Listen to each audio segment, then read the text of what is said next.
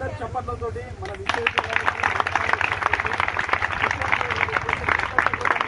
ఎందుకు ఎక్కడ దాకా వచ్చిందని ఒక్క నిమిషం చెప్తే డీసీ గారు ఏం మాట్లాడుతారో మనకు 82 రోజులుగా మీరు యూనివర్సిటీ కోసం నిజానికి మీరు మీ జీతాల కోసమో లేకపోతే ఫీజు మార్కుల కోసమో లేకపోతే పాస్ చేయమనో మార్కుల కోసమో చేయట్లేదు.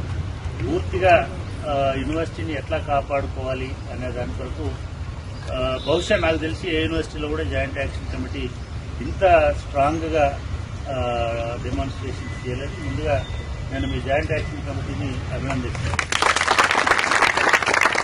పబ్లిక్ కాజ్ కోసం అంటే ఈ యూనివర్సిటీని కాపాడుకోవాలి. యూనివర్సిటీని కాపాడుకోవాలని అంటే ఉన్న ఉద్యోగాలను కాపాడుకోవడం మాత్రమే కాదు, అన్ని వనరులను కూడా కాపాడుకోవాలనేటువంటి ఉద్దేశంతో దీన్ని పెట్టినారు. ఎందుకు పిల్లలుగా మీరు కూడా ఎందుకు కూర్చుంటున్నారనంటే యూనివర్సిటీ మీరు ఓన్ చేసుకుని మా ఎంప్లాయీస్ జీతాలు తీసుకున్నటువంటి ఎంప్లాయీస్ ఎట్లాగైతే ఓన్ చేసుకుంటున్నారో మా పిల్లలు కూడా అట్లా ఓన్ చేసుకోవడం అనేది నిజంగా చాలా గర్వకారణం. మళ్ళీ మీ అందరినీ కూడా నేను మనస్ఫూర్తిగా మీకు అభినందనలు తెలియజేస్తా ఉన్నాను. రెండవది, చాలాసార్లు ఉద్యమాలు ఏమవుతాయంటే ఒక వారంకి 3 రోజులకి 10 రోజులకి కొంత నీరు గారిపోయేటువంటి పరిస్థితి వస్తుంది. నేను న్యూస్ పేపర్లలో చూస్తా ఉన్నాను.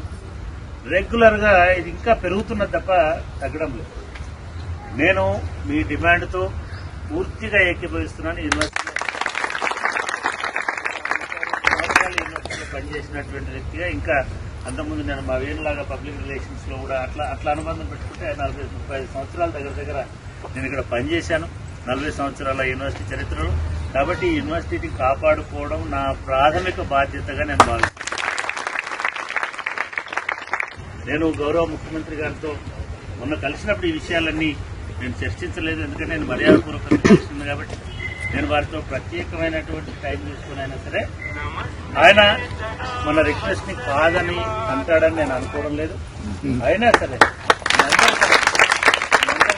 ఈ యూనివర్సిటీ తరఫున నేను వారిని రిక్వెస్ట్ చేసి కన్విన్స్ చేసి యూనివర్సిటీలో ఎటువంటి వేరే యూనివర్సిటీకి కానీ వేరే పనులు కానీ జరగకుండా ఈ పూర్తి స్థలాన్ని కాపాడుకునడానికి నేను ఖచ్చితంగా ప్రయత్నం చేస్తాను.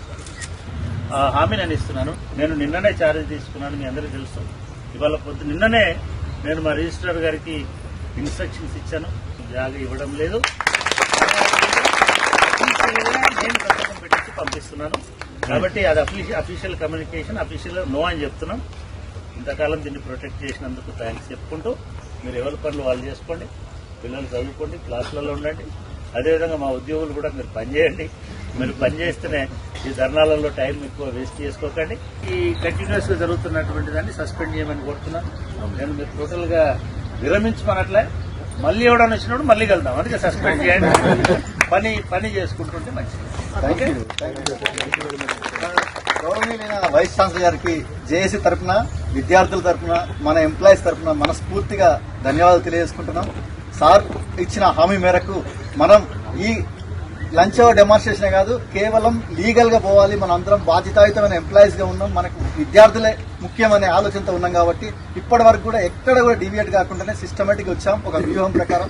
అందులో భాగంగానే సార్ ఇప్పుడు మన వైస్ ఛాన్సలర్ గారు మన ఫ్యామిలీ హెడ్ ఇచ్చిన హామీ మేరకు మనం ఈ లంచ్ అవర్ డెమాన్స్ట్రేషన్ ని, ఈ ల్యాండ్ కోసం చేసే ఉద్యమాన్ని కొంత వాయిదా వేసుకున్నాం.